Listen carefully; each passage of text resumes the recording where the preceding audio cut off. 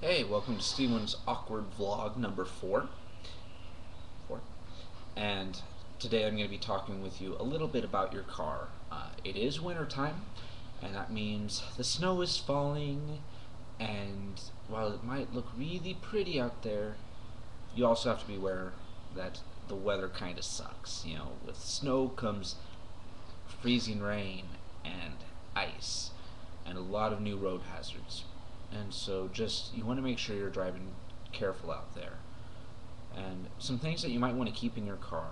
Number one, if you don't have studded tires, make sure you're carrying chains. Um, they're absolutely vital this time of year. Here in the gorge, if you don't have chains or traction tires, you're not going anywhere. Um, so just make sure you've got a good set of chains. Make sure you know how to put them on. Right? If you don't know how to put them on, first you got to figure out what your drive wheels are. Is your car a front wheel drive or a rear wheel drive? Put the chains on the tires that drive the car. What you do is you lay the chains out in front of the tires. You drive, and then you start the car. You drive, run over your chains a little bit, and then, of course, then you have to go in back, and there's ways that they fasten, and so you fasten the hard to reach part first. You know, not the part that's right next to you, but the part where you actually have to be basically hugging your tire to get this thing closed. Get it as tight as you can, then come to the outside, get that one, and they've got little fasteners that are kind of a pain in the butt. Once you get those on, drive it for a mile or so. You know, if you're in a parking lot, just circle the parking lot a couple times, stop, tighten the chains. Or, you know, just get studs. It's a lot easier.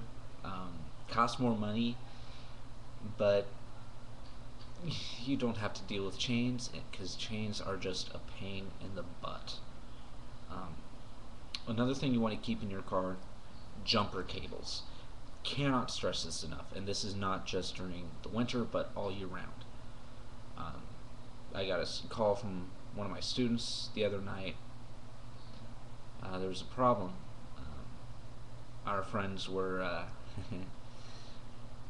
they were stranded because Cam's battery was dead, and she didn't have jumper cables. And so it's like, okay, what do we do? Well, they called Tyler. Tyler calls me because he has jumper cables, but they're packed away somewhere. He's in the process of moving. So he came, he borrowed my cables, he gave them a jump, no problem. And so it's important to carry jumper cables. And if you don't know how to use them, okay, jumper cables have a red cable and a black cable. Okay, now the car with the good battery, the car doing the jumping, okay, you take the red and you put it on the positive side. You know, look at your battery. There should be a plus sign. You put it on the plus sign. The black goes on the negative, the minus sign. A lot of battery cables now are color coded, so it's just like put red on red, black on black. Okay. Then the car getting jumped. Okay. You want to take that black, put it on something metal inside the car, something that's not gonna move. The frame works really well. Don't put it on the fan. You might think this is common sense, but hey, I know people that, hey, it's metal, let's put it there. Yeah, just no. Very bad idea. But then you take the red and you put it on the positive post of your battery. Start the good car, start the bad car. It should work. Unless the person who's doing the jumping, if their battery is bad enough, this happened to me one time. I was trying to jump somebody else's car. My car battery was so low that trying to jump their car actually killed mine. Uh, yeah, and we were eventually able to jump their car, but we could not get my car jumped. It was bad. Yeah, that was not fun explaining to my dad why his car didn't come home with me that night. Yeah, it was bad. Um, But anyway, so jumper cables. Make sure you're carrying jumper cables. Another thing to carry would be, this time of year, kitty litter. You might be looking. I mean, it's like, why kitty litter?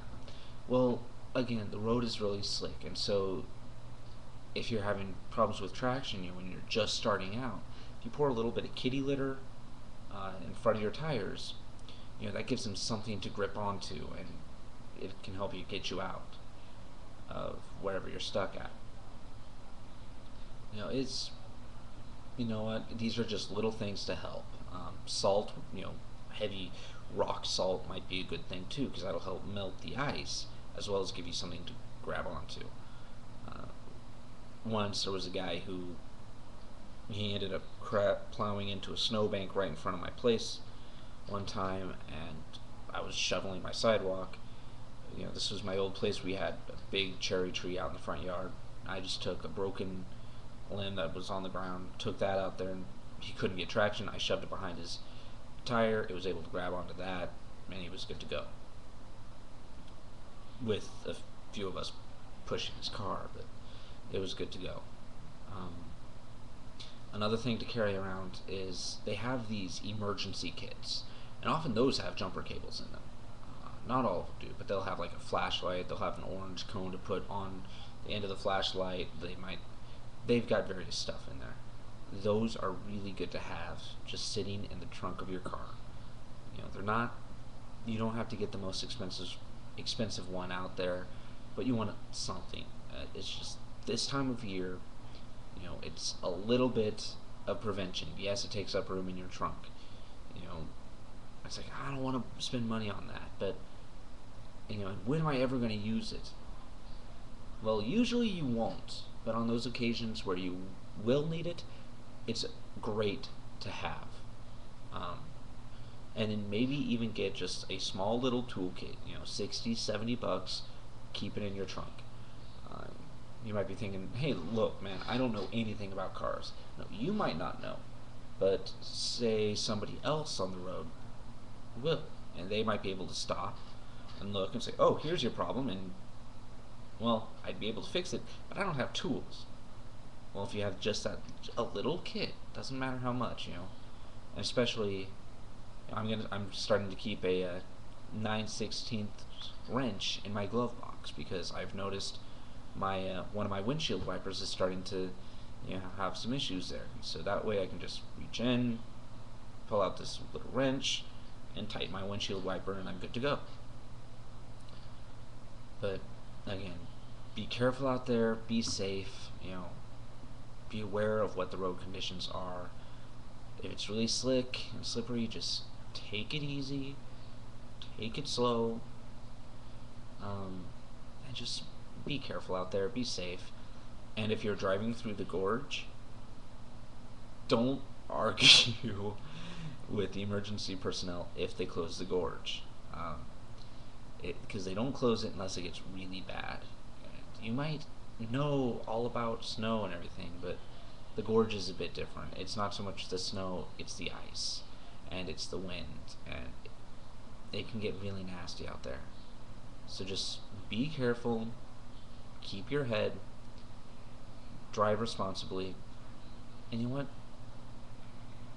Keep some of those extra things in your trunk, just for those rare occasions that you will need it. And if you don't know how to use them, find somebody to show you how. Alright? So that if you get stuck by the side of the road, you can do something about it. Alright? Stay safe. Have a good one.